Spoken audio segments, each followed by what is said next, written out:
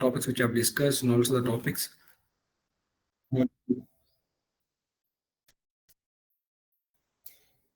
So, what are the topics which we have discussed in the previous sessions and also the topics which I told you to explore in the self.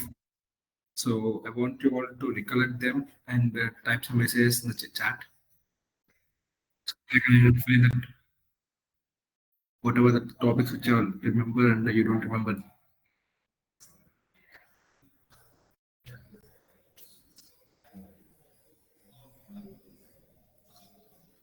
Guys, I need you all to text in the chat what are the topics that you have learned in the previous session.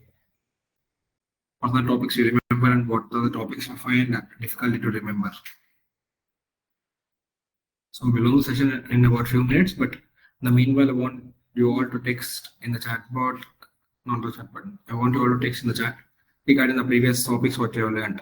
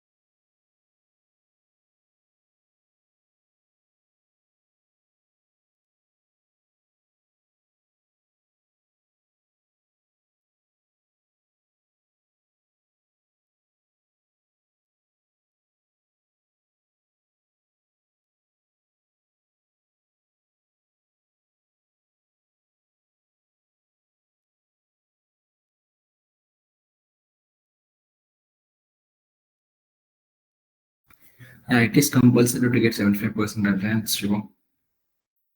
I hope we have answered your query in the previous session itself, but as we are answering it again, so please make sure that you will be attending the session with the most number of attendance percentage, and also it will be considered with your mail ID. I hope you know that. Oh, we don't take any attendance.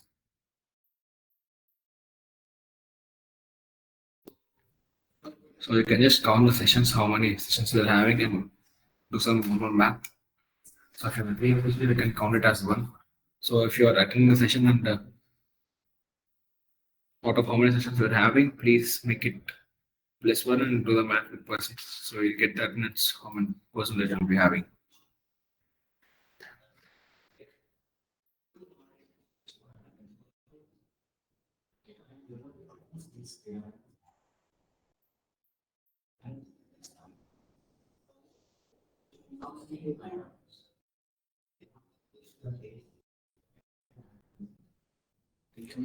So regarding how to check the attendance at LMS portal, I need to check with my team. So I will check with my team and I'll inform you in the next session how we will be checking our attendance percentage and everything in the LMS portal. So let me just remind my team and give me some time to that.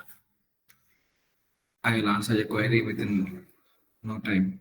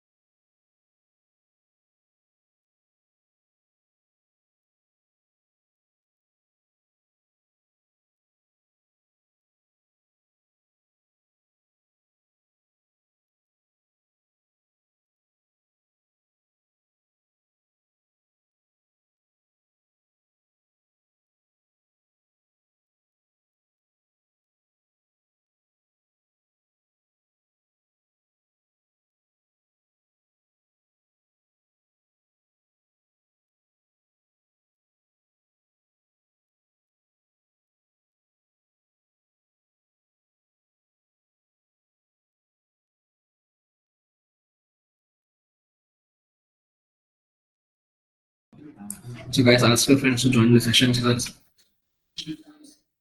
we'll start the session at no time. And we are at the beginning of model building, so I hope you know how much important topic it is to discuss.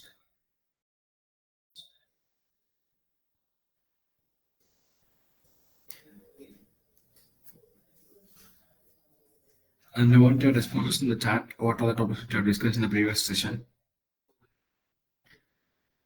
In the chat or in the Q&A.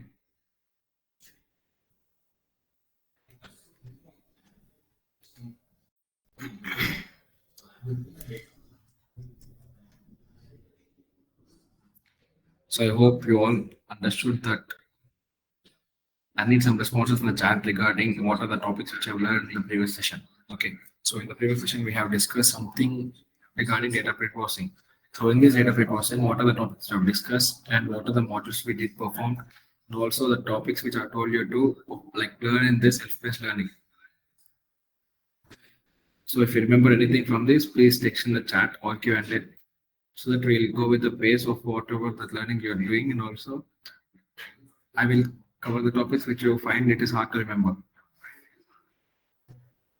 So if you're facing some difficulty with some topics or something, we'll reconnect them and we'll get back to the topics as we are learning the basics. We are learning from the basics. This foundation knowledge is very important for the upcoming AI. So please make sure this machine learning is the basics of whatever the AI you'll be learning in the future sessions. So I want you all to text the topics which I have learned in the previous sessions.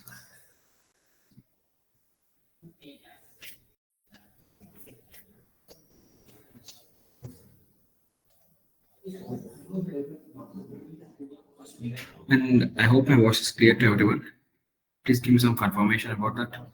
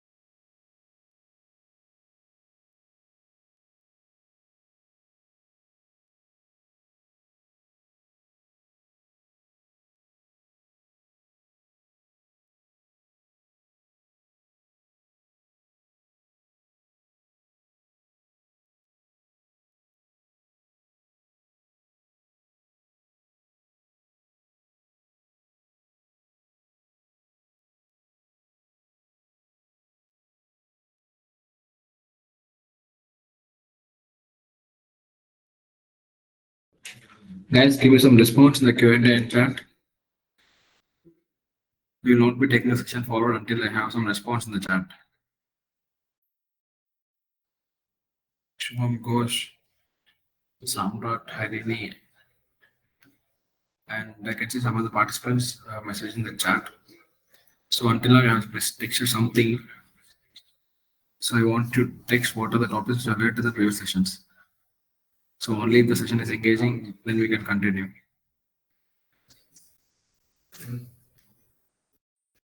Responses regarding the topics, what I have read in the previous session.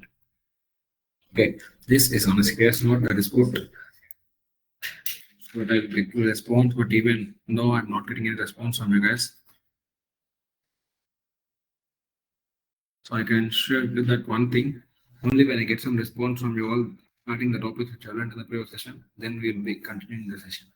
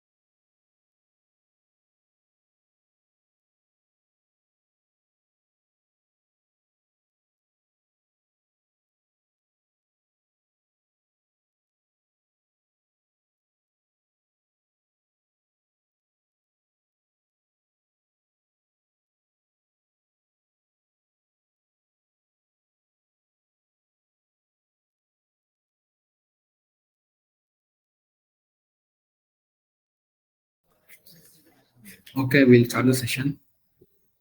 I hope you all can hear me. Give me some confirmation regarding that.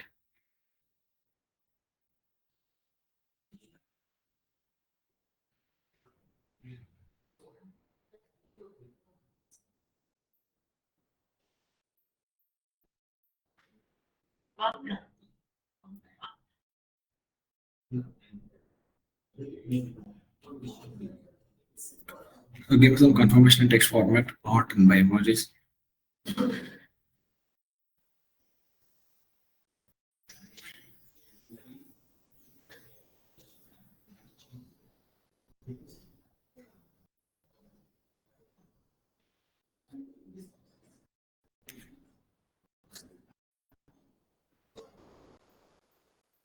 So we'll be discussing about the basics of data. What are the data we'll be doing? So the first point is what is data? Why do we need to discuss about the data? So I hope you all know what is data actually. Please give some response about your point of understanding.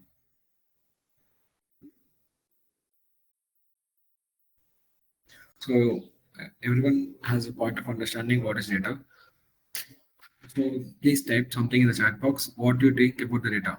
What is data actually? Okay. Why do we need to talk about data in a session? What is the importance of talking about data? So you learn what is data in your primary class, secondary class, and everything. But why do we need to discuss it again?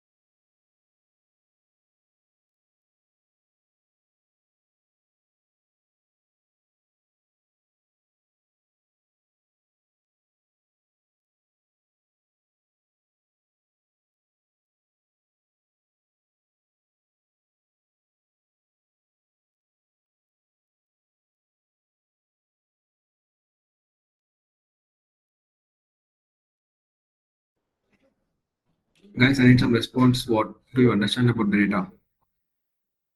So in my point of view, data is nothing but a collection of information. So information, coming to information, if you ask me what is information, I'll tell information is nothing but details. Okay, then you can directly link data as details. Okay. Suppose if you ask me something regarding some travel information or some other thing, I'll tell that this is the data regarding travel information. So by means of data, I'm mentioning information, details, or some other thing related to travel information. So that is my point of understanding. Coming to your point of understanding, what is data? Please give some response.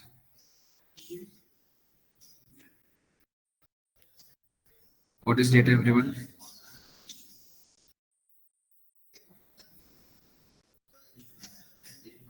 So as per the request, I have started the class, even though I didn't get a response from you all. Yeah, that's the start. Thank you. So collection of meaningful information, that is a correct answer. So, but we can raise a point like even if the information is doesn't have a meaning, so can we call it as a data? No facts and figures is also the correct answer.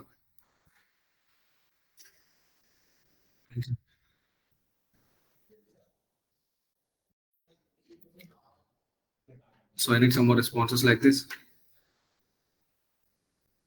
So this is nothing but the data. So collection of information, meaningful information, also raw facts and figures that what you guys have told me. So keeping this in mind.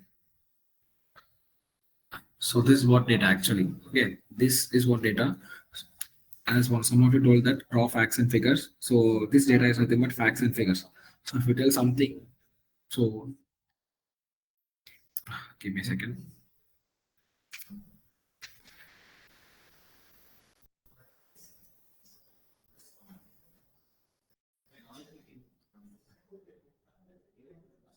Yeah. So if you take a if you take an example like who it's like let me just think of an example right now.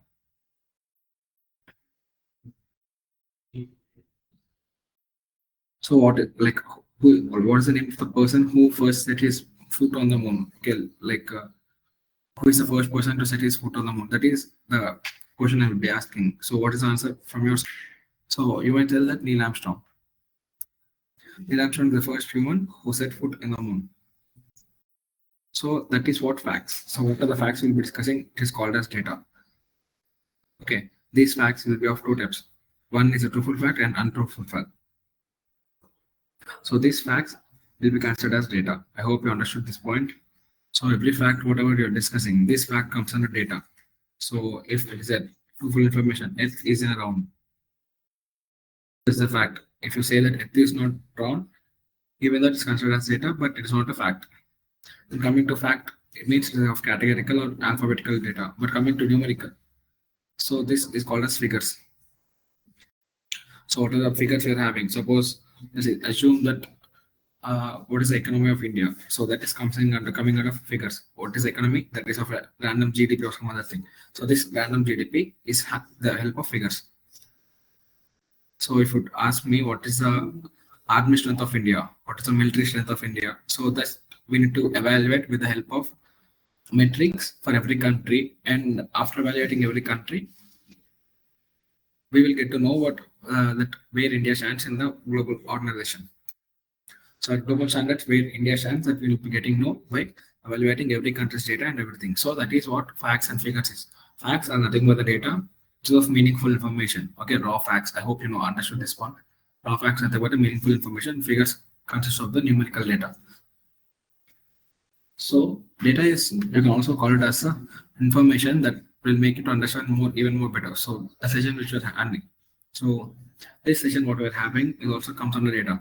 So what I'm doing is I'm passing my data. I'm passing the data which I know to you. So this is called as transferring data. So what is the data I know? I'm giving the data to you. So this is nothing but transferring data. So this is also part of data communication and everything. So you can call your name, age, favorite color, and everything comes under your data. If I ask what is your favorite IPL team, like where are you from, what color do you like, and also what are you studying, everything comes under data. And also, you can take this as an example. You are staying in a home and your mother asks to bring some goods. Okay. Your mother asks to bring some milk packets or some groceries from a local kirana shop. Now what it is, it's also like data. So what is the objects your mother asked you to bring that comes under data?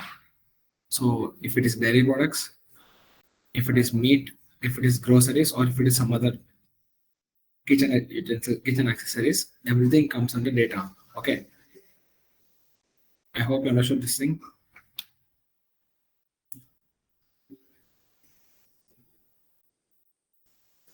Give me some response.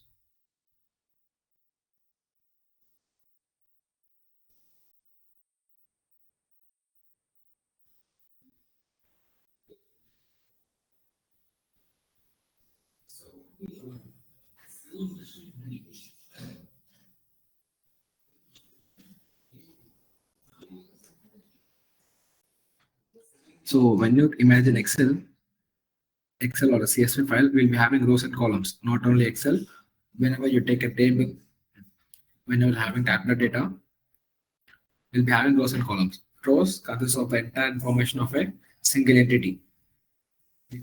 This entity might be a person, event, or some other thing. Suppose if you take global GDP, the first will be USA, second will be China, third will be Germany, and fourth is India right now.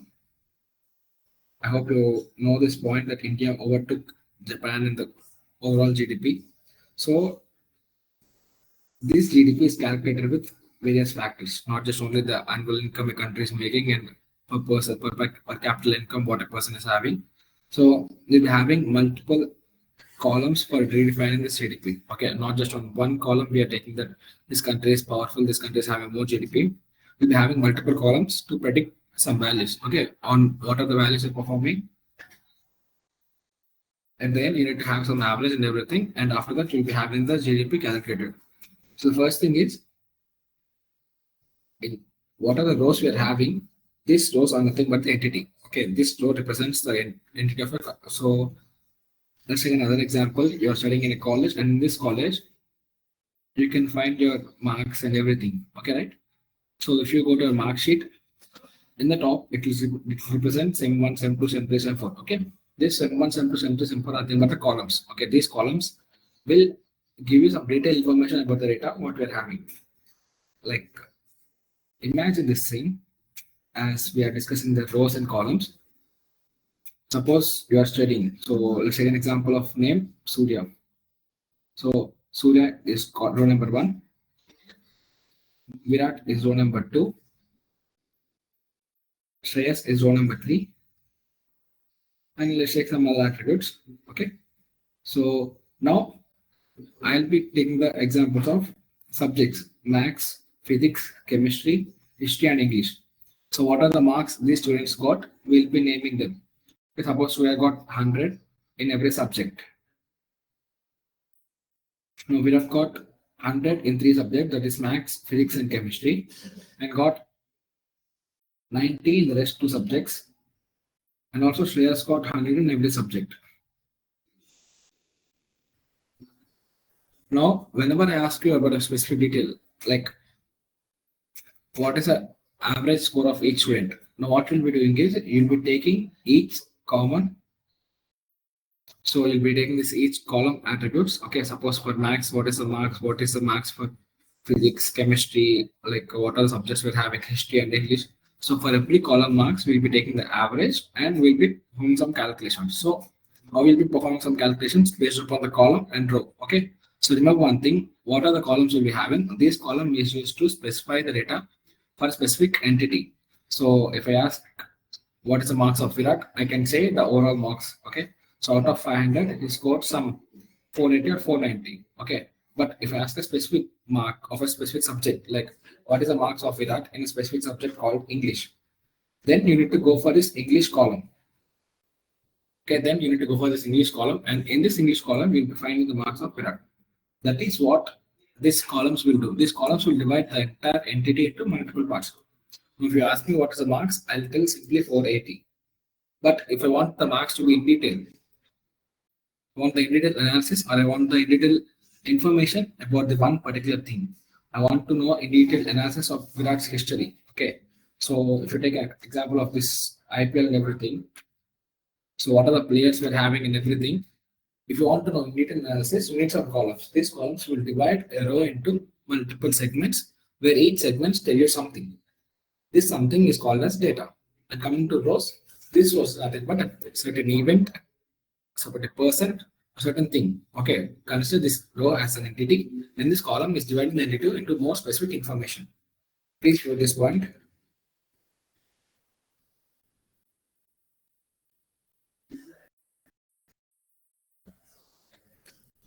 I hope you understood this point. Please remember and give me some response that you understood this thing or not.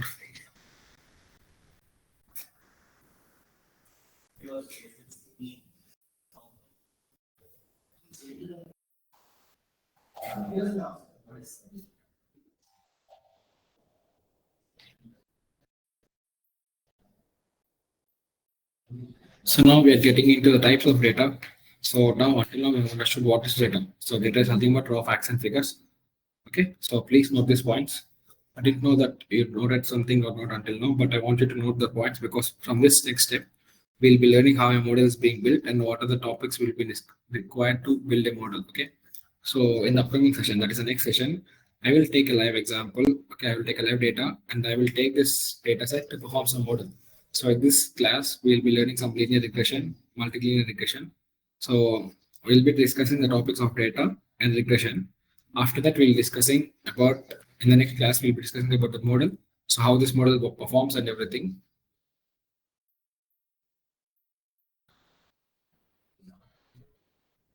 So the first thing we'll be discussing is numeric data.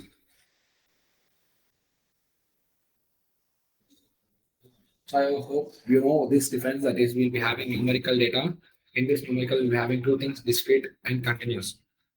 Okay, discrete is nothing but the quantity or some other thing where we'll be having the size or the shape of a product. Okay, suppose if you take a product like a pen or a bench or some other thing, the size and shape what is having. Suppose if you take an example of pen, it is of 2-3 inches.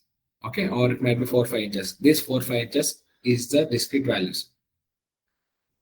Okay, this is just one discrete. Though it will stop at one point, but coming, suppose if the pen is of 4.5 inches, you can consider this value also.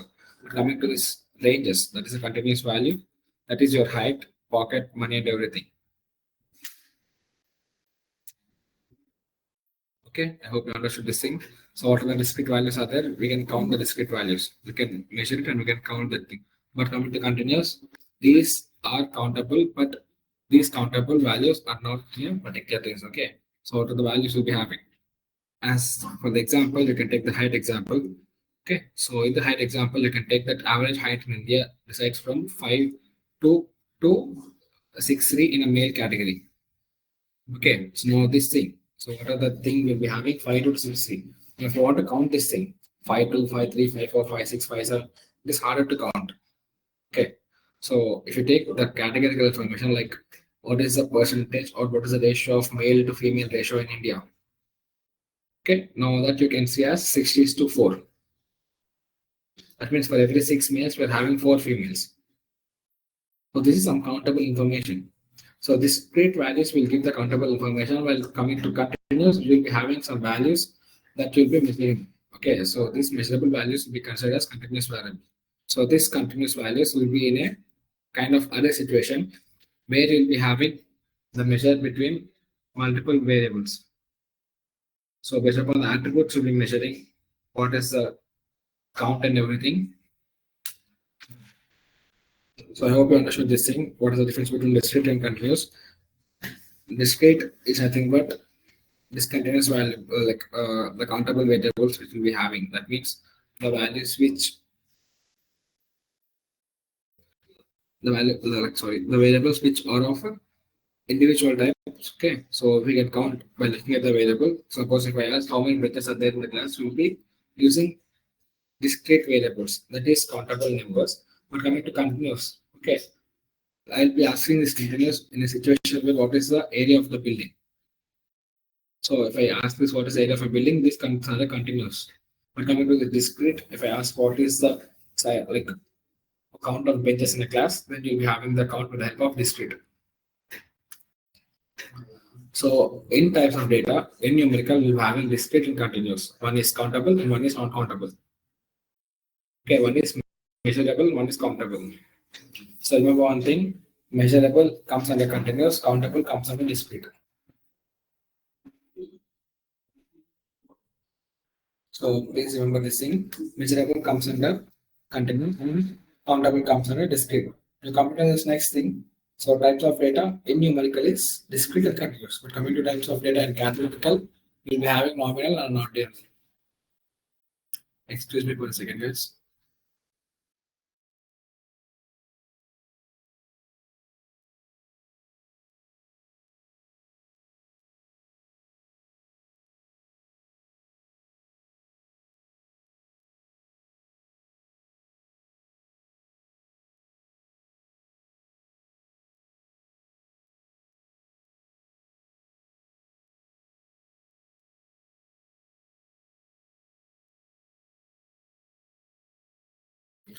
So types of data and category. No, the name is okay. So even in the party, even in the political parties, will be having some nomination or some other thing. So in these nominations also, we will be having no order in everything. So in award functions and everything, we'll be having something called as nominations. These nominations, it derived from the word, we'll be having no order of thing. Okay, coming to ordinal, here we're having some order. Okay, this order defines the size, the shape, or the structure, which is greater, which is smaller. Okay, now coming to this nominal and ordinal, nominal you can take something like states, countries, planets, and some other thing. Okay, now if you take the example of galaxies, stars, and everything, this comes under nominal. That means we cannot tell that this star comes first, this star comes second, and everything. Coming to planets, in this Milky Way galaxy, you can tell that Mercury is first, Earth is third, and some other thing. Okay, now, but if you take an example of stars, which you don't have any information about, or if you take an information about states, cities, and what are the teams we'll be having? We'll be having cricket. In cricket, we'll be having teams like South Africa, Australia, New Zealand, England, some other things. Now, if you ask me what is the order, I won't be telling you the order because these are teams who are playing for multiple countries. There is no order. But coming to country like India, in India, we'll be having teams like in Team A, Team B, and Team C. Okay, these teams here I can give you the order. The Team A is the best performing people. Team B is somewhat slighter, and Team C is a backup team that will be having for performance. So whenever you are measuring the order, which comes first and which comes last, that is not a ordinal data. And whenever you think it is not measurable. So as you can think that what are the states we're having in India, we cannot measure them. Okay, we cannot measure them. Like if you're having some attributes like size, economy, and some other thing, you can measure them. But coming to general, okay, no, if you look at the example of ordinal, you can see that SML. This SML represents the small, medium, and large. Okay, the small, medium, and large are the t-shirt sizes. If you go to for the size, she will go for the small, medium, or large based upon your body size and everything. Okay, this nominal is not like the thing which you will be counting every day. I hope you understood this thing.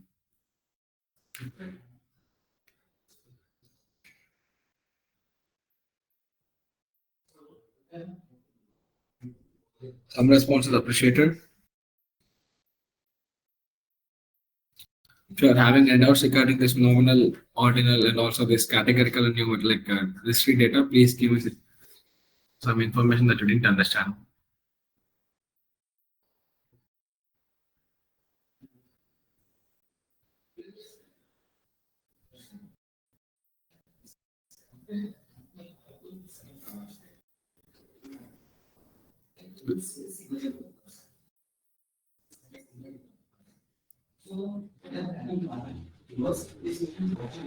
You can also give your response by emojis.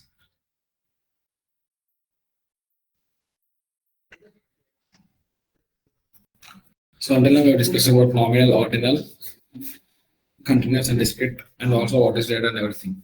Now we'll be discussing about special type. Okay, so this special type will be calling as date and time. So what are the data we'll be having in numerical, in categorical, we can divide the C, but also we'll be having another data type.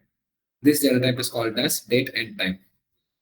Whenever you are having this date and time, you'll be required to convert this column into the specified date and time data type. Okay, in every programming language, you'll be having this data type like a attribute, and also in SQL also you'll be having this data type. So whenever you're performing this data type, if you're performing data analytics, you'll be having more idea about this data type and the data type conversions and everything, because data types will play a major role. So whether it is numerical, categorical, or special data types. So if it is numerical, we can perform some aggregation functions like sum, mean, max, average, and everything. And also coming to the categorical data, we can perform them as filters. Suppose like the second example of India. In India, we are having multiple states. Okay, now these multiple states comes in the categories. Now if I want to look at the economy of every state, if I click on Telangana, I'll be seeing the economy of Telangana. If I click on Maharashtra, I'll be seeing the economy of Maharashtra. If I click on Delhi, I'll be seeing the economy of Delhi. No, these are the filters. These filters will be using daily in e-commerce apps or some other thing. So if you're using Zomato, Swiggy, Flipkart, Amazon, you'll be seeing some filters, right? These filters are nothing but categories. Okay, so every categorical data comes under filters. Now, when you click on these filters, you'll be having the specific type of data. Now you can consider this specific data of data is nothing but columns. So as we are discussing that in a row, if you want to have some additional specific information, then a column will tell you what is the additional specific information that you require. So now we are getting to the last data type, that is date and time. So this date and time is special data type. So if someone asks you what is your birthday, then you'll be saying that it's June 3rd or some other thing. Okay. So this June 3rd or some other date, that is your special birth date. Okay. So this data type is called as special because it can perform some actions that no other data types can do. Okay, now look at the examples. Your birthday is didn't time come, and when you bought your last chocolates. So if you are a fitness freak, you'll be remembering this thing. Whenever you bought this last chocolate, you'll be remembering that I bought the last chocolates like 5 days ago, 10 days ago, or some other thing. Then you'll be remembering the specific date. The time you wake up every day. Okay. So if you're waking up at 7:30, then that comes under time data type. Okay. So if someone asks you, what is your birthday? You'll be selling the date, right? That comes under data type, date and time. And also if someone asks you, like, what is the date when RCB lifted the cup? Then you can say that it's June 3rd, 2025. No, this comes under special data type because you're telling the date and time also. Okay, now telling the date and time will give some special attention to the data, whatever you're mentioning. I hope it is clear for everyone.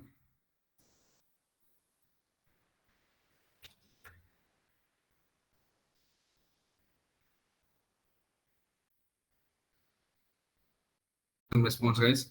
So to take this example also, I hope everyone watches IPL. So in IPL, we'll be having multiple teams. So let's take an example of MI. In MI, if you someone asks in what years they won the cup, you can tell like example like 2013, 2015, 2019, 17, everything. Coming to like some other team like ACAT, if you ask them at what year they won the IPL, you can tell 2014 and some other years. Coming to SRH, if you ask them when did they won the trophy, you can tell them at 2016, 2011, another date. So these years, whatever you're mentioning, this comes under special data type. And also coming to some other teams like RCB and CSK, if you ask them, CSK will be having 5 years and RCB will be having 2025. This 2025 is a special year. Okay, so this year will be mentioned in the data type. So whenever you're giving some special date or time attribute, then it will be considered as date and time. So I hope you understood this thing.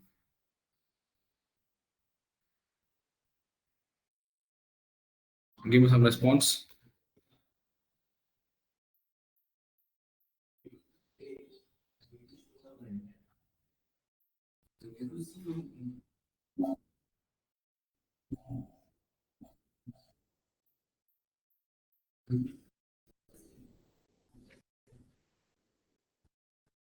Now we'll be discussing about the variables we'll be having in machine learning.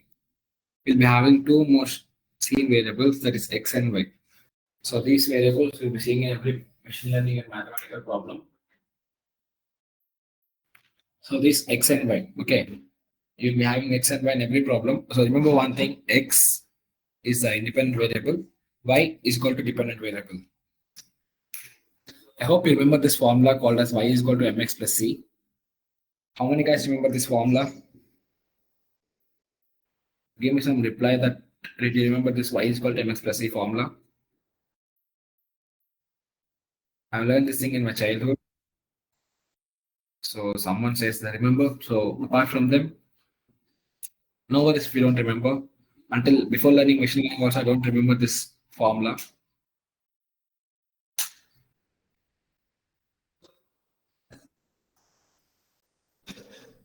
That's rare that you remember these formulas and everything. So yeah. I can see so many of you are recollecting the formulas which you learned in your childhood. So don't get back to the memories, but coming back to the formula is stated as y is equal to mx plus c. Now, if you write down this formula, you can understand that y is depending on mx plus c. What are the variables we'll be having of what are the values we'll be having on mx plus c? These values will determine the value of y. Suppose y is equal to m value is 2, x value is 1, and c value is 2. Now, what is the outcome? M is 2, x is 1, plus c is 2. That means 2 into 1, 2 plus 2, that is 4. So y is equal to 4. If you change x variable to 1 from 1 to 2, now what is the outcome we'll be having? M is 2 as discussed before. X is 2. We have changed from 1 to 2. Now c is equal to 2. Now what is the output? Y is equal to 2 into 2 plus 2. Okay, now it is considering as 4 plus 2, it is 6. Y value is 6. Okay, so if you want to change c apart from x, you want to change c. You are changing the c to 4. Now we'll be having plus 2. y is equal to 8. So what are the equations you're having? Okay, what are the calculations you'll be doing? These calculations will be depending upon mx plus c. Okay, what values will be having at x? Yeah, y is dependent variable and x is independent variable. Because if you take a look at this example, y is depending on x and x is independent. X is not depending on any variable. If you change the x value, y value will change, x will not change. Okay. So when the x value is changed, there is no calculation to determine x value again. But we need to calculate and determine y value. So x is the main thing that will be changing and adjusting to determine the y value. So remember one thing, y is dependent variable. So y is depending on x and x is not depending on any variable, x is an independent variable. So if you if you feel like it is hard to remember this function, y is equal to mx plus c. As you all told that is, I will be discussing it in this session. Okay.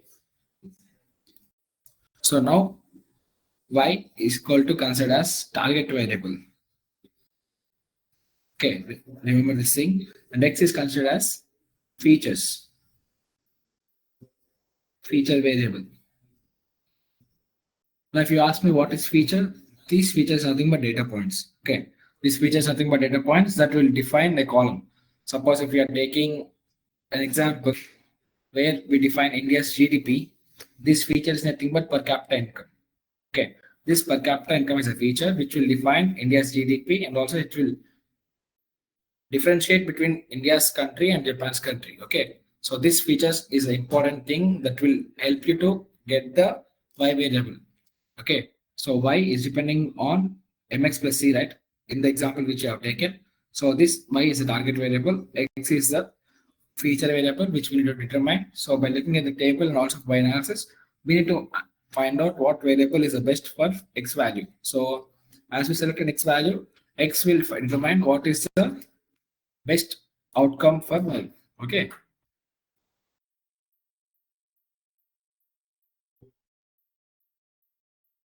So in a real world example, if you take this one, you can use so age, how many times before they bought, and like okay.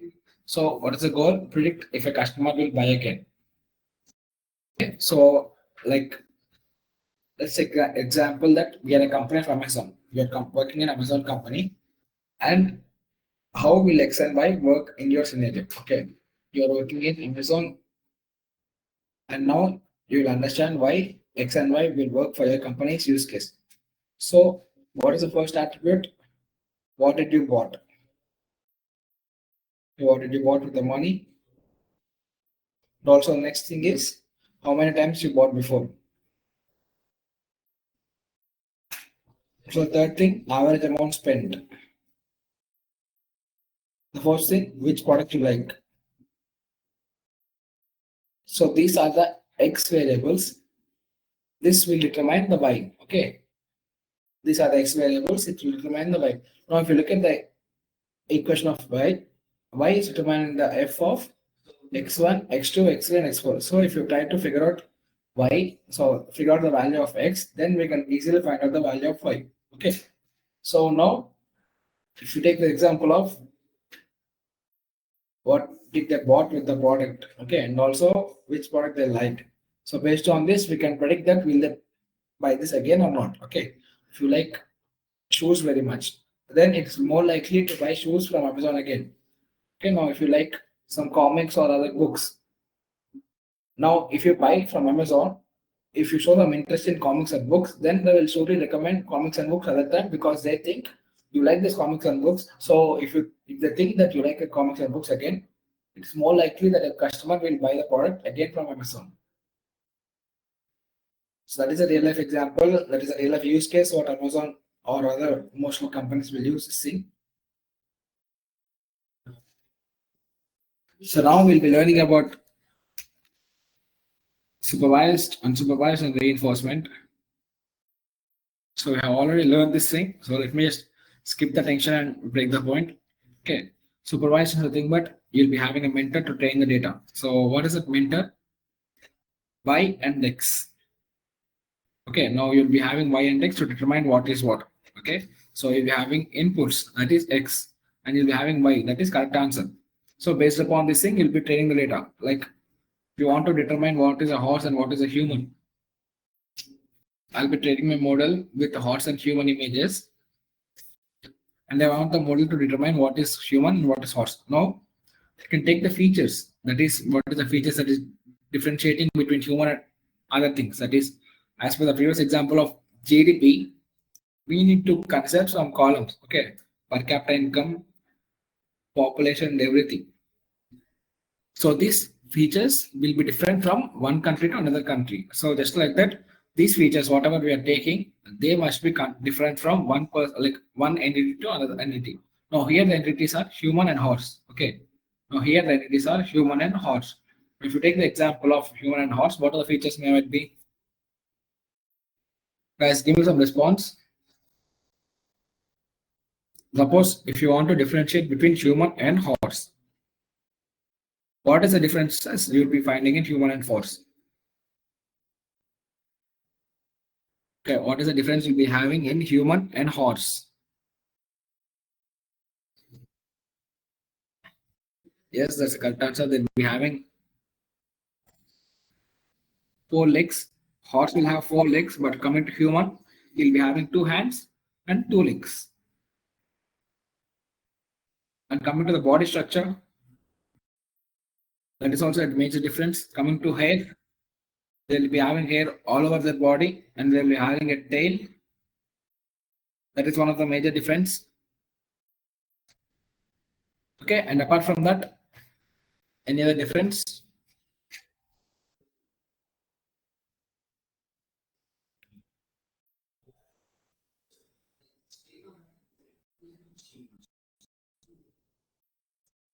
Yeah, they do what we say, but we cannot measure that. Okay, suppose if you take a senior officer, like if you take an example of manager, whatever my manager says, I need to do the thing. Whatever your parents say, you will do the thing. That is not a thing that is different between humans and animals. If they are superior to us, if they tell something, we will obey them. That is not a difference between humans and animals.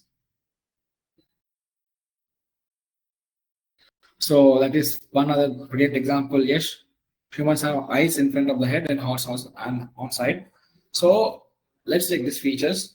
Okay, the first main feature is legs and hands. Okay, horse is having 4 legs, humans is having 2 legs and 2 hands. Okay, now coming to other thing, the body structure.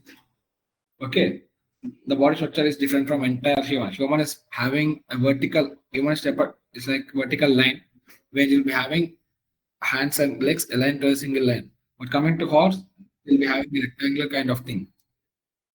Okay, so yeah, we can give the input as speaking, but as imagine you're a machine. Okay, imagine you're a machine, and if you know that human will speak or not, machine will not know that by looking at the image whether the image can speak or not. By looking at the image, you can tell that 4 legs, 2 hands, and everything. Okay, hair, tail, and everything. But we cannot figure out by looking at the image that they can speak or not. Imagine you don't have any idea. By looking at the image, you need to tell these differences. What are the differences that were stated above? It states that we have legs, hands, hair, structure, and everything. So you can take this as features. Okay, you can take this as features. You can take this as features and perform the operation. Okay, now what are the features we'll be having? These features comes under X. Okay, the legs, the legs is one of the feature. The structure is one of the feature. Okay, we can tell the structure as rectangular, square, and everything. Okay, and also the tail is one of the feature. The head structure is one of the feature. The eyes, whether it is facing straight or whether it's facing whether it's facing like somewhat side by side. Okay, every feature will be counted. Now these X are the features what we're having, and coming to Y, based upon the X features, we will predict whether the features will align to human or a horse. Okay, if you're having 4 legs, then these features align to horse. If you're having 2 legs and 2 hands, these features will be aligned to human. So based upon the features what we're having, so X is the features, Y is the final output, like the target variable. So remember, Y is of small and X is of capital thing.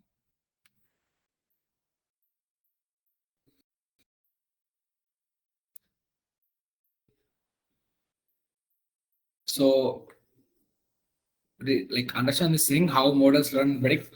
The first thing we'll be doing is training.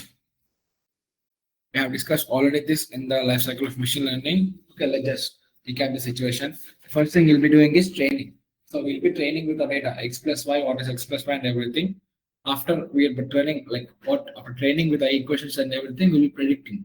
We'll be testing the data with one thing. We'll be giving some data and I want you to predict this thing. Okay, when you're testing some data, if I give some variable, I'll be required to get some output. I'll be seeing whether the output which you are giving is correct or not. Based upon the output, whatever you're giving, I'll be performing some evaluations. Okay. So if I give some two images, horse and human, now I'll be checking what is horse and what is human. Now, after you give some response that it is horse and it is human, I'll be performing some evaluations. Whenever I get these evaluations, I'll be checking whether the evaluations are good or like whether checking whether the evaluations are correct or not. If they're correct, that's great. If they're not, we need to check for again. So for evaluations, suppose if you are having 1,000 columns and machine answered every 1,000 columns. Now we cannot look at every 1,000 columns and rows and predict, like not predict, and imagine what is the error, what is the correct answer we'll be having. So for that reason, we'll be having metrics. So metrics is nothing but performance evaluator. So what are the evaluations we'll be doing? If it is small data like of 10 to 15 records and everything, we directly look at the data and we can perform this thing. But coming to this huge data where you'll be having 10,000 records, 1,000 records and everything, you cannot just directly look into the data and confirm whether it is having good accuracy or bad accuracy. For that reason, you need to do this evaluation metrics. These evaluation metrics, in this we'll be having MSE, RMSE, and MAE. So MSE represents mean square error. Okay, and we'll look into these topics in the next PPT and the next coming time. Until late, we'll be discussing this thing.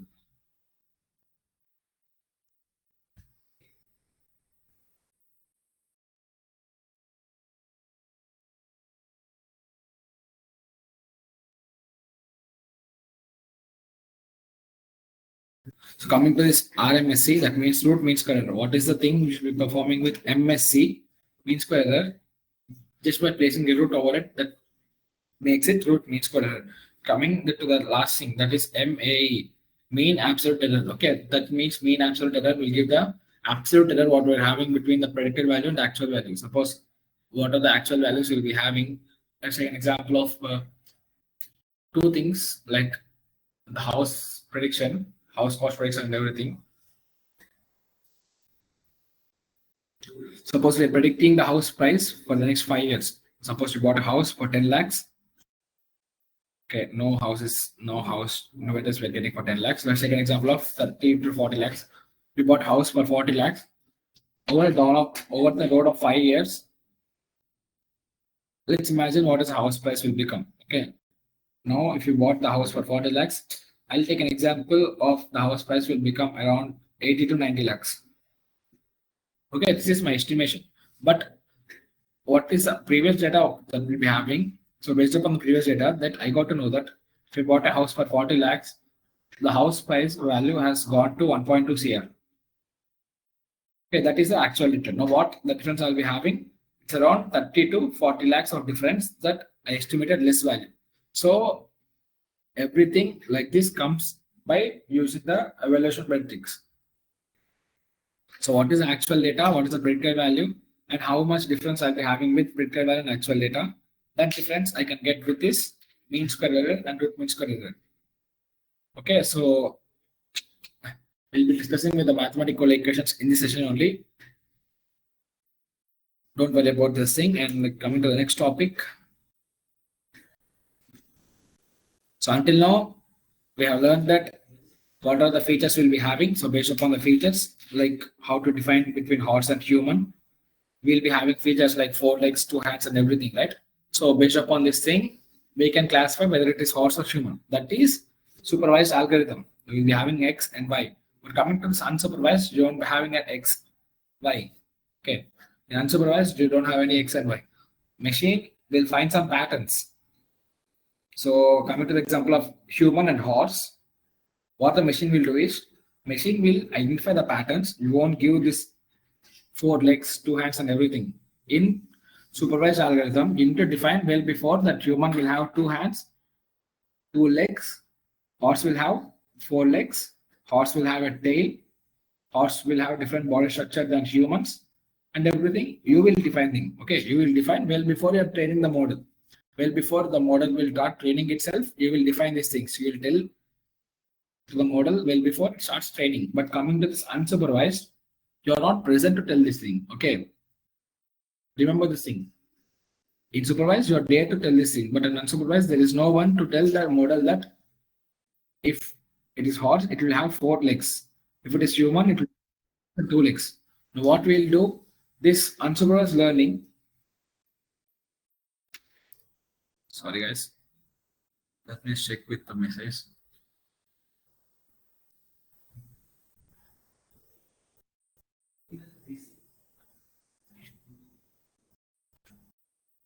Okay, imagine this unsupervised learning is like, I hope there's a character in Mahabharatam that is called as Ekalavya. So if someone knows what is Mahabharatam and what is his character, so Ekalavya is a situation where he don't have any guru to teach him how the archery works and everything. Now what he will do is he will take an doll and he will think it as a own guru and he will start training by himself. Now unsupervised learning works with the same example. So unsupervised learning, like if the example is horse and human, it will imagine that these are the features we'll be having. That is 4 legs, 2 hands, 2 legs comes under one category. 4 legs comes under one category. If you're having 4 legs and different body structure, this comes under one category. If you're having 2 legs, 2 hands, and different body structure, this comes under single category. If you're having 4 legs, different body structure, and a tail, that comes under a single category. So it will match every feature. So what are the features that are there? To match every feature and it will classify.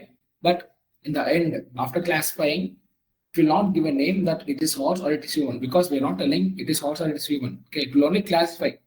When you ask this picture, okay, when you ask this picture or when you ask these features and tell me the difference, it will tell the difference that it is having this kind of thing based upon the recent training that it took, but it will not tell you that it is a horse, because we didn't tell the unsupervised learning that it is a horse. So what this or how it classifies is, if you ask something for classification, it will tell you how it works. Okay, how, like you have trained the image with human images and also horse images. Now, if you give a new image, if I give a new image of human, it will classify it as human, but will not tell the name as human. Okay, I need to understand it as human by giving a name. So what are the classification it does? It does not comprehend that but specific classification, it comes under this group. Okay. I hope you understood this thing. So it works like a way where it takes some feature, and what are the features that are nearby to this thing comes under single group. Okay, but this single group doesn't have a name. We directly tell you that it comes under a single group, but you don't have a name. Whenever you mention a name, it comes under supervised again. Okay. I hope you understood this thing, or if you find any difficulty understanding, please don't feel reluctant to ask the doubts.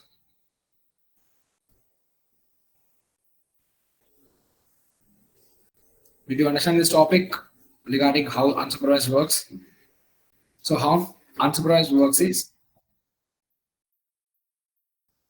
it takes the features, classifies them into a single group, but it doesn't know what is the name of the group and what is this group is. And also it doesn't know what is this group performs and everything, but it can classify to a single group. After classification, after you getting the output, you need to understand what is a group it is, because you are the person who sent the APS. Now you need to understand based upon the features, if it is having this and this, then it comes under this category. So now what machine does is it can classify into the category. Suppose if you're having 1,000 images of house and human, horse and human, it will tell you that 536 belong to single category and 554 belongs to one single category. 564 belongs to one single category.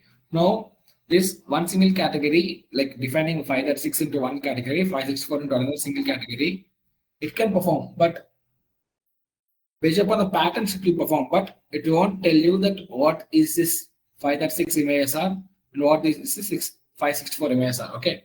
So what are the common points that is there in this thing? So based upon the common points and based upon the learning pattern it is doing. So by learning pattern, it will identify that horse will have this thing and horse will have 4 legs and everything, but it doesn't know that it is a horse. Okay. So based upon the patterns it is doing, it will recognize and it will group that into a single class, but it will not tell you that it comes under a single class because we are not the person who is defining. Machine doesn't know what it is. We need to define this thing first. And after, ask the machine that it will come under this class or not. But we are not doing that thing. Okay, then it comes under unsupervised learning. So in this session, we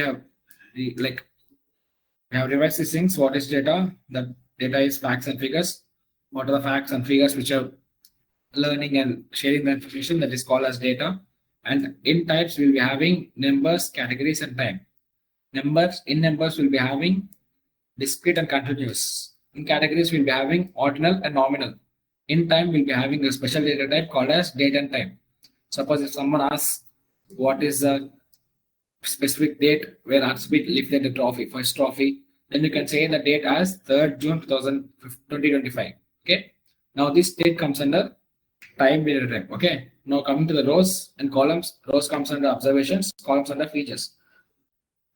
Y, what is Y and what is X that we have discussed. Y is target variable, X is features. Okay. Y is dependent on X is independent. Okay. And coming to how supervised and unsupervised works, like supervised works with depending on the X variables, Y will depend on X variables. Unsupervised will work without depending on any variable. Like they will find the patterns by training by them. Okay. When you start the training, after training itself only, it will find the patterns, and by finding the patterns, it will classify the thing into multiple aspects. So this is the topics which I learned until now. Please give some response that you understood until this thing. If it's a no, we'll go back to the topic where you find difficulty to understand. Then we'll explore a few more examples about the topic.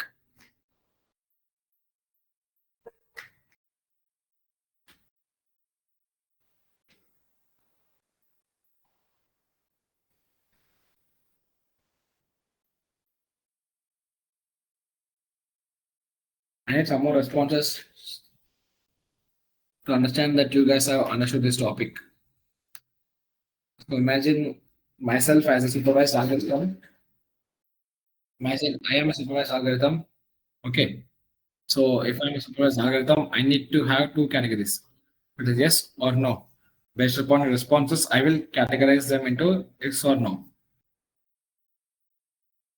Now, I want you all to give me some enough data to classify whether the students understood this thing or not.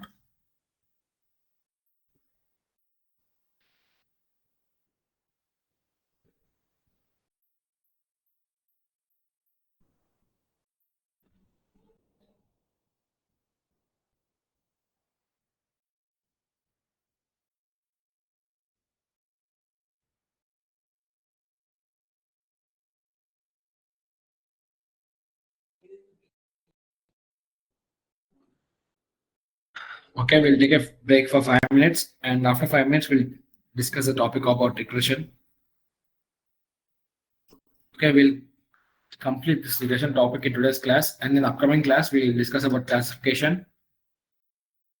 And also, after this classification topic is completed, we'll take a data set and work on this data set. Okay, from the start, like data collection, data pre-processing, data analysis, like ED and everything. After that, data manipulation, data building, like model building and everything we'll be performing, right? Model building, model evaluation, deployment, and after the deployment, continuous integration, continuous deployment. Okay, what are the topics? What are the phases of ML life cycle that is we having? We'll be discussing phases of life cycle each by like one by one in the next session. Okay. Only when this regression classification gets completed, then we can get back to this model building and everything. So for that, let's take a break of 5 minutes. I hope it's okay for everyone.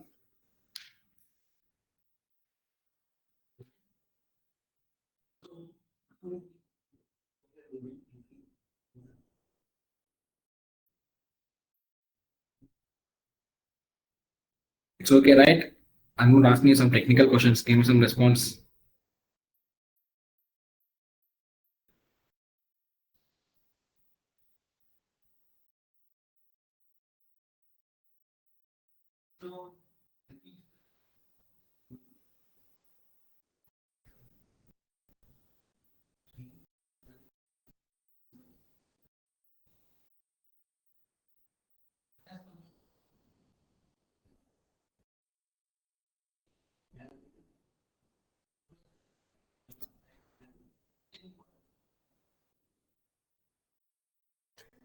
So SVM is not unsupervised learning. SVM is primarily used for classification, and also we can use SVM for regression also. But SVM is not unsupervised learning; it is a supervised learning algorithm. Requires labeling. Okay, what are the training data we'll be having? It requires labeling to define some boundary between classes. How SVM works is, imagine taking a graph X and Y. Okay, you'll be drawing a line to define, like differentiate between two different classes. One is class A, one is class B. How you will differentiate between two classes? To drawing a line between these two things. But to draw a line between these two things, you need to understand the boundary between those classes. For that, we need to label, and also we need to perform some functions in regression. So for that, we will consider this as SVM as a supervised learning technique.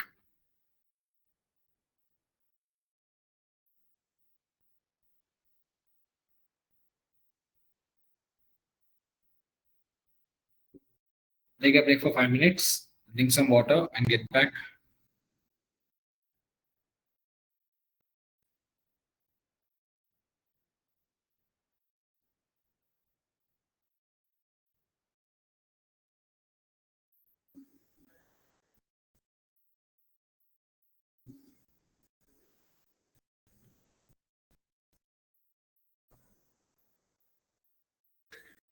So are we going to label the attributes in SVM? So in SVM,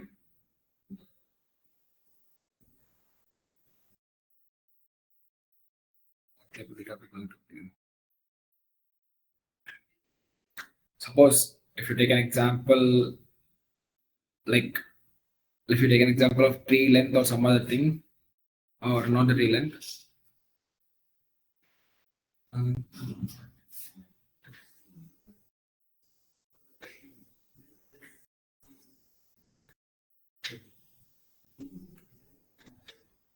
Like you not label the attributes. Whatever attributes will they not you're not labeling them, but you'll be labeling the output and target variables. Okay, what is the target variables that is there? We will be feeding that into the model training.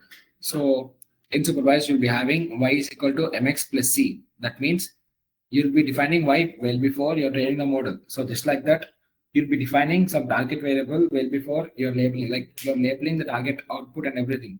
Not going to label the input things, okay, but coming to the output and to label the class and everything. Okay, so like you'll be having some attributes in the inputs, like the features what you'll be having. So these features are not being taken, but coming to the outputs, we'll be predicting something like cat or dog. Like what are the examples you have taken? Human and horse. Suppose let's take this example in human and horse. If you're drawing a line between two classes, you have to define this class as human and this class is horse. Okay, that is what we'll be giving in SVM. I hope you understood this thing.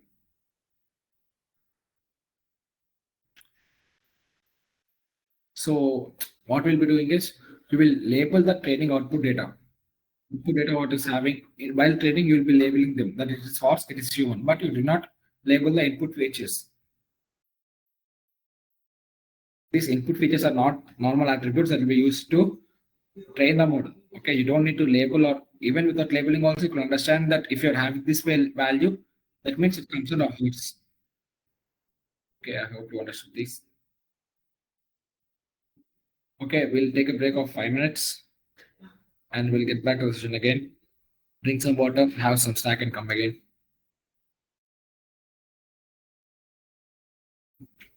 I hope everyone is back. Please give some response that you're back from the 5 minute break which we took.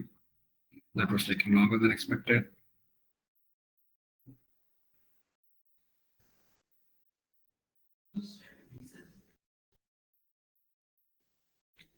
Guys, give some response that we can start the session.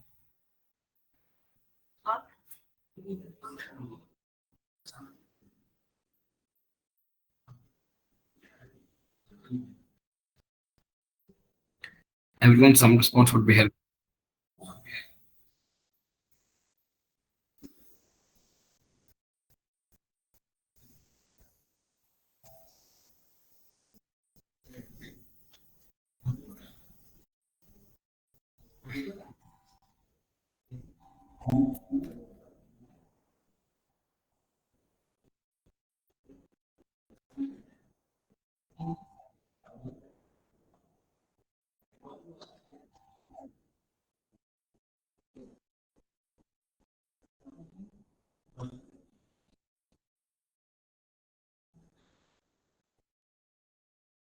I hope you all can see the screen, right?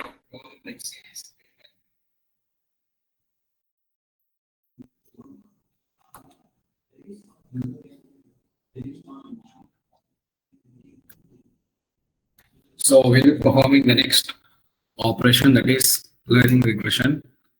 So just like we have done something called as numerical and mathematical differentiation, we'll be learning something called as regression and classification.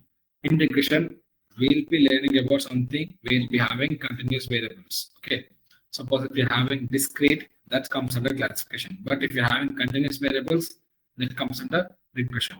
So regression mostly deals with these continuous variables. So remember with this thing, and we'll start with regression. So regression. So what is regression actually? Regression is the thing which is used when you want to predict some continuous numerical value. So as we discussed, that discrete works for classification, and also this discrete is for classification. After that, regression is for continuous numericals. Okay, whenever you're having some continuous numerical values, suppose if I ask you what is the price of this thing, you might say that it will be about 50 rupees. But after 10 to 15 days, the price may change or it may be same.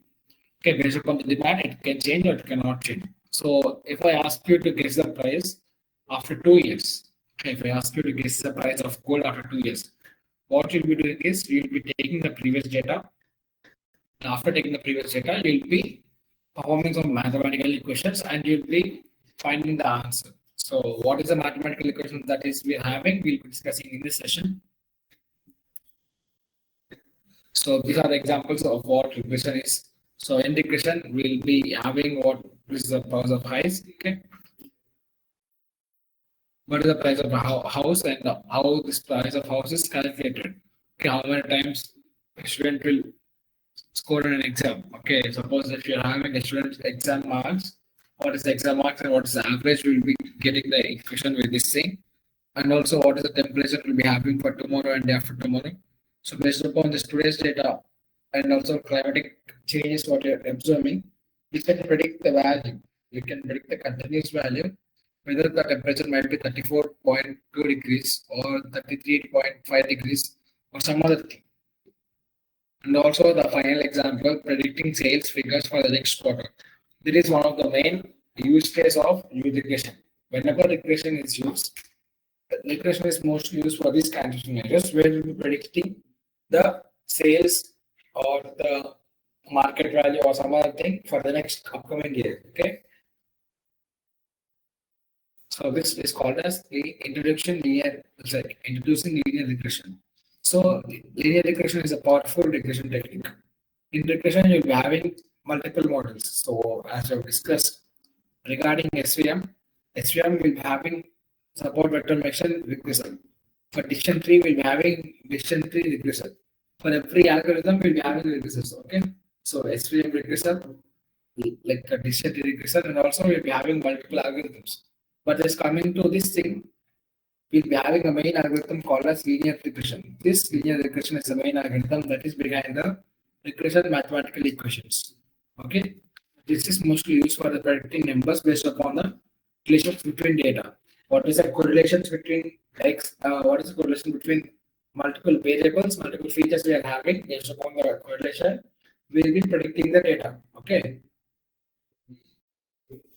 So this linear regression is the first regression algorithm that must come to your mind when we discuss about this regression topic. And also, this regression works mostly with the help of relations what we're having between data points.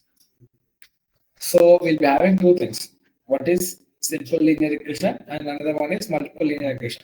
In this simple linear regression, you'll be having one input, one output. Okay. We'll be having an example. With this example, you'll get to understand what is simple linear regression and what is multiple linear regression. Okay. So this simple linear regression, multiple linear regression, we'll be discussing in this session. So coming to simple linear regression, let's take an example of straight line equation. Okay, in this straight line equation, as I discussed, y is equal to mx plus c, right? So in this y is equal to mx plus c, y is the predicted output and x is a feature input. So how is y predicted? How is y predicted? Y predicted with the help of x. Y predicted with the help of x and also with the other variables such as m and c. Now if you're having only one input, like let me show you. Now if you're having the one input that is age and height, so we'll be having something called as BMS. I hope you know this thing. Give me some response.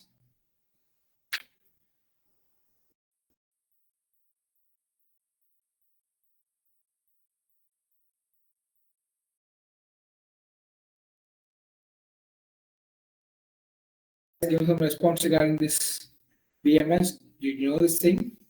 What is BMS and everything? So BMS is nothing but the average height a person should have at a age.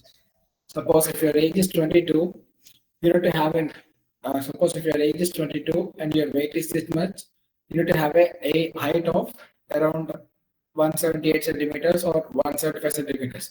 Okay, if you are a person of 6 feet, if you're a person of 6 feet, you need to have a weight of 80 kilos. If you're a person of 5 feet 4 inches, you need to have like weight of 65 kg. Okay, based upon the height, you will be having some specific weight that will be considered as the healthiest person. So if a person is like if you're a person and if you're having some height and weight, based upon your height and weight, that will be calculating that whether you're having some obesity or not. So for that, you'll be doing some BMS. So if you perform these operations in this class, let's take an example. We are performing with the help of age. So for what age we have what percentage of height. Okay, so based upon example, it is showing that for age of 5, we will be having 105 centimeters. For age of 10, we'll be having 122 and something in the meanwhile. Okay, so we'll be having the formula for slope as per that is formula which I discussed, y is equal to mx plus c. So this formula is the equation for straight line. What is the straight line we're having? For this, we are having this formula. So y is the target component. Okay, now mx plus c is the values what we'll be having. Okay, so what is the value of m? M value will be calculated with this thing. Slope is equal to m is equal to n of summation of x into y minus summation of x summation of y by n of summation of x square minus summation summation x whole square. So this is the value of m. Now what you'll be doing, you'll be having some x values, right? So for suppose if you're performing with the help of like x, if you're taking the age of what are the ages we'll be having, summation of x is What are the edges we'll be having? 5, 6, 7, 8, 9, 10. Okay. That means 5 plus 6 plus 7 plus 8 plus 9 plus 10. That is 45. Remember this thing, summation of x is 45. We got one variable.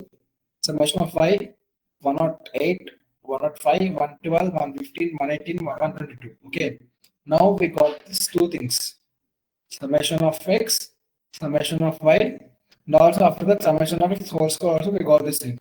What are the summation of x? That is value 45. If you are performing some 45 whole square, you can get the value. Okay, and also coming to this other thing, that is summation of xy. So what are the x values? Said 5 into 105 plus 6 into 108, 7 into 112, 8 into 115. So based upon this prompt, you'll be having some output like 5159, 5159. Okay. So that means we got this variable also, summation of xy. The last thing we need to get is summation of x square.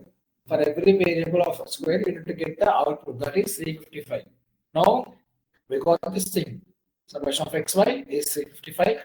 Summation of x, summation of y is 45 and 680. Coming to summation of x square, it's 355.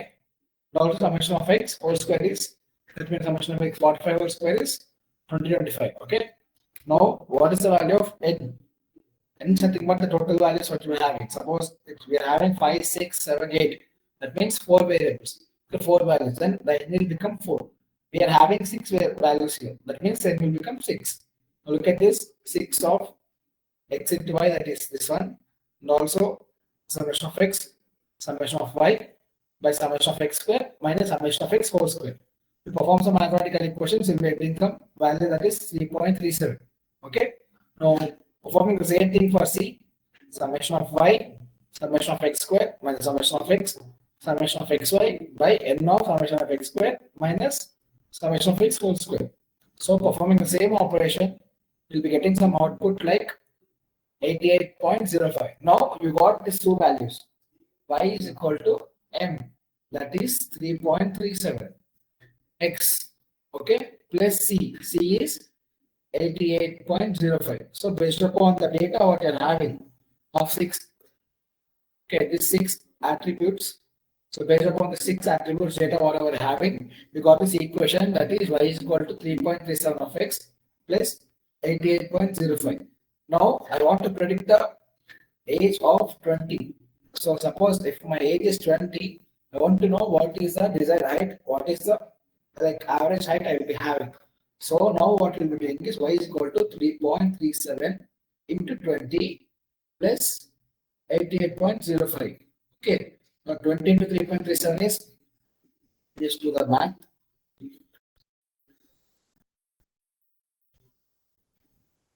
So it's 67.4 plus 88.05. Okay.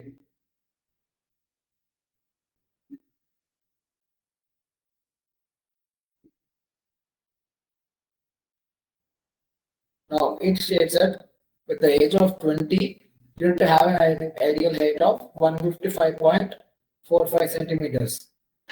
Okay, give me some confirmation that you did some math.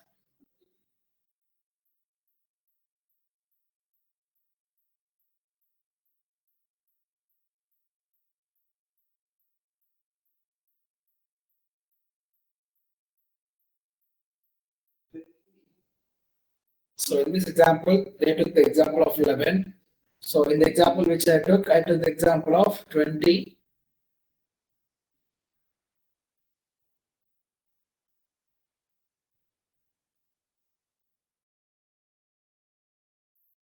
So please give me some confirmation.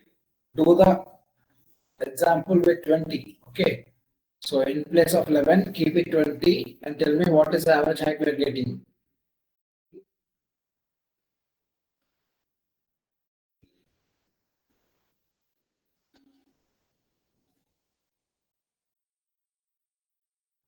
I hope you all are doing this thing right.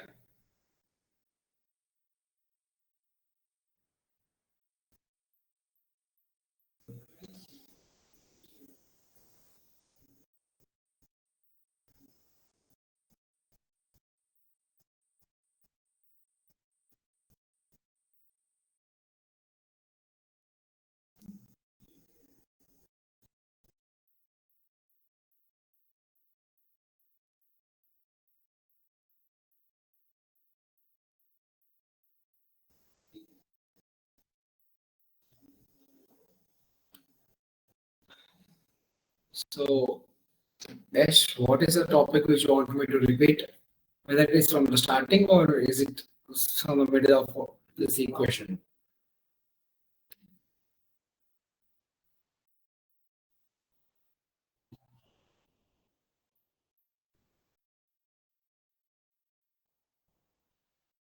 So what is the question which I was just asked is, so based upon the mathematical equations which we have done until now, it gave us this equation that y is equal to m, that is 3.37 plus x plus c. C is 88.05. Now, in this example which I took, that is 11, I want you all to take the example of 20. So, okay, y is equal to mx plus c, right? Now, x is equal to 20, m is equal to 3.37, and c is equal to 88.05. I want you all to take this equation, like take this attributes and perform this equation of y is equal to mx plus c. I hope it's clear, right?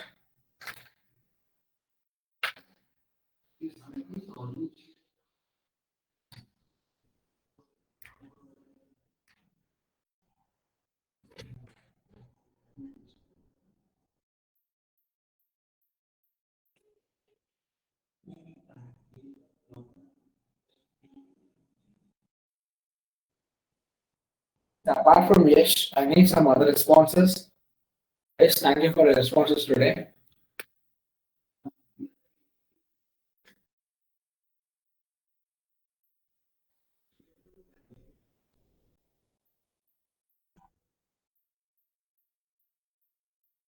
That's very nice of you, Yesh. And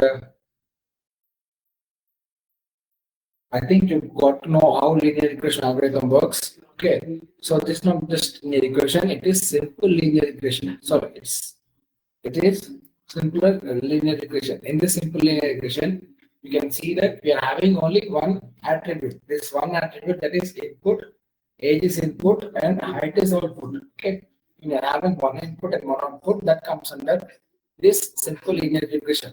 Now coming to this graph, which you will see, it is the height you will be seeing. Okay, it is a straight line. If you are having height of 5, you'll be having 105. If you are having height of 10, you'll be having something like 122. It's not a slope kind of thing. It's a straight linear regression. Okay, straight linear line. So the next topic we'll be discussing is multiple linear regression. Okay, if we are having more than multiple inputs to predict one output, that is called as multiple linear regression. So take this example of house data. Okay, house data, gold data. Suppose if you if you buy a house for 40 lakhs today, what will be the price for this house after 5 years? Okay, you need to take multiple features. If the house is in central city, okay, if the house is in main city, then you'll be having more number of value for the house that will increase. If you're having a house in village, then you're having less like increase in the value. Suppose if you're having a road if right before your house, then you'll be having more value. And also, if your house is nearest to airport, bus stand, if it is nearest to metro or some other thing, then it will be having more value again. So your value changes based upon the location you're in, based upon the area you're in, based upon the residential area, and also based upon the city you're living in. And down the road, after 5 years, you need to take the sample data of previous 5 years and take a look at the example of how it is performing. So that is the predict the house value, and also the main thing is area of the house. Okay, if you're buying a house of 220 square feet, and if you're buying a house of 260 square feet, you'll be getting multiple prices. Okay, so when based upon the house area also, you need to consider this thing. So this multiple inputs, whatever you're having, area, the place where you're buying, the location, and everything. Okay, everything comes into a place where it is called as input. When you're having multiple inputs to predict one output, that is called as multiple linear regression. So in this multiple linear regression, you have this formula called as y is equal to b naught plus b1 x1 plus b2 x2 and so on plus beta and xn. So okay, now each x is a different feature. Suppose this x is the area of the building. Another x is the location of the house. Another x is the residential area of the house. Okay. Based upon multiple features, you'll be finding the best value for all the features and you'll be making the predictions. So these predictions, what will be possible, you'll be getting the outputs. Okay, now how will you measure wrongness? Okay, suppose if you're getting data, suppose as we have discussed that if I buy a house for 40 lakhs and after 5 years, the actual house price is 1.2 CR. Okay, the actual house price is 1.2 CR, but in my prediction, I got only 80 to 90 lakhs. Now, what this cost will tell you is, this cost will tell you how much wrong we did in our calculation. Okay, this cost will tell you what is the wrong prediction which you have done. Okay, so if you perform this costness and like get the value, this cost will help you to understand the wrong values what we are having in this functions and everything. Okay, so this cost function is nothing but the this cost function is nothing but the wrong output what we are getting. Okay, so this wrong output what you are getting, if you keep this output in your model, it will cost you a lot. It will cost you a lot of accuracy. So this cost will tell you the wrong in outputs whatever you are getting, and also it will tell you how to remove them.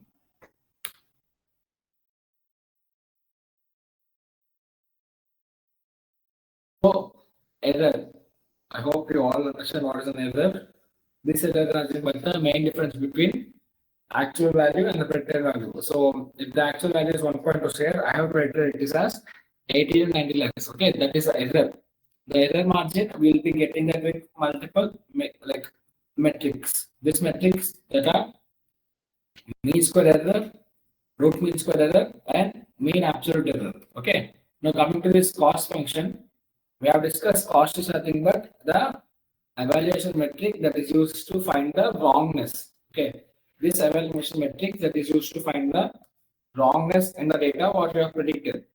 How much wrong, how much incorrect values we are having in the data, that will be predicted with the help of cost functions.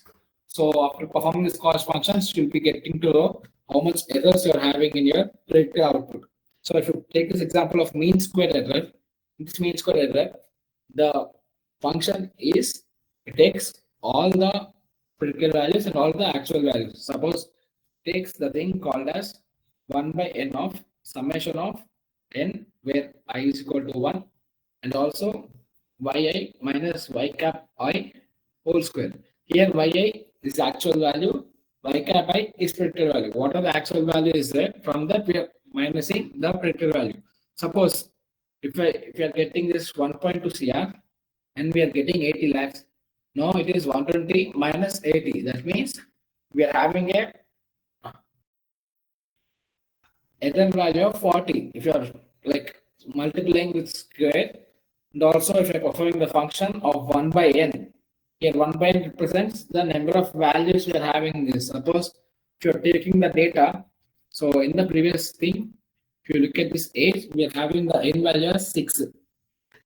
So here n is taken as 6. Now here in this, if the n value, suppose what are the records you are having, if it is 1000, we need to take it as 1000. If it is 100, we need to take it as 100. Okay, based upon the data, we will be taking the n value and we will perform this function.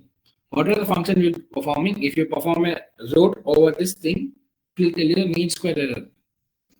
Okay, so when you need to perform this mean square error is, mean square error heavily penalize large errors, forcing the model to improve them. Okay, this mean square error will tell you what is the large error that you took. Okay, if you take the example of 1.2 CR and 80 lakhs, it is a huge amount.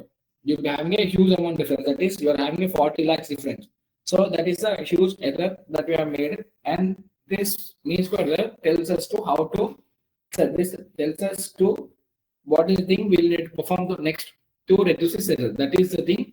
This mean square error is telling us. But coming to this root mean square error, Root mean square error is a thing that is performing with overload power perform of mean square error. Whatever mean square error you're doing, just simply adding a root to it. And also the output will be the same as mean square error, but it is like so. If you're having a mean square error output, it will be harder to interpret. It will be harder to understand some other thing. But coming to root mean square error, so if you have a root function, it will directly tell you the value. What is the value difference you'll be having? Suppose if you take example of this thing, here we are having 40 whole square. That means 40 whole square is nothing but around 1600. But when you're performing a root over this 40 whole square other thing, root will get cancelled. And what are the 1 by n that is there? After performing the 1 by n function, if the root gets cancelled, root square get cancelled, that is the actual value we'll be having. So that means root mean square error will get to the actual value for the most errors which are made. But coming to this mean square error, what is the largest error we made in this problem? That will tell us. Coming to this mean absolute error, mean absolute error will tell us the actual absolute error of a particular attribute. Suppose, for example, of this 120 minus 80, this will tell us for this attribute we have taken the error of 40 lakhs. Okay, it will tell us the absolute error for the values. Okay, these are the actual values which are performing, and these actual values will give us the output for the performance of this model. So coming to this mean square error, understand what is the difference between them and when to use this thing. Mean square error is performed when you want to know the largest error function. Okay, largest error values. Okay, suppose if you are getting a analysis and from this analysis you find these 3 to 4 outcomes that are mostly error, then you find that in mean square error. Coming to root mean square error, it will tell you the average error percentage that you're having. Coming to this absolute error, mean absolute error, you'll be getting the absolute error for the whole output. Okay, suppose if you're having an output, from that output 120 CR minus 80 CR, that means 40 lakhs, I'm having an error. That is the thing it will tell you in mean absolute error. Okay, I hope you understood this thing. So what is the main thing that we will be doing at the end? Our goal with cost functions is nothing but, so after finding this cost function, find the beta values and minimize our chosen cost function. Okay, so we need to change the cost function again and perform the value so that the line will directly fit the data in the next step. Okay, when the line is best fit, we'll be getting the correct outputs. Okay, in the next session, we'll learn this overfitting, underfitting, and what are the topics which will be having, how to tackle this overfitting and underfitting, and when will this overfitting and underfitting arise and everything. I hope you understood this mean square error, root mean square error, and mean absolute error. I hope I didn't rush any topic while I'm explaining. Please give some response that you understood this, guys.